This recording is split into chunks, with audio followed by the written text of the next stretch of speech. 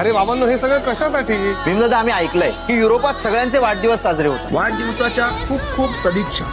Thank you. मला वाढदिवसाच्या खूप खूप सदिच्छा. तुम्हाला दीर्घायुष्य आणि खूप छान आरोग्य लाभो. सर, माझ्याकडून ही छोटीशी भेट. अरे कशासाठी? युरोपची जलवितरण व्यवस्था ही छोटी नाही तर खूप मोठी भेट आहे रे. थँक्यू. यो ₹1 माझ्याकडनं आपल्या सत्याग्रहाच्या फंडासाठी हातभार म्हणून. अरे वा.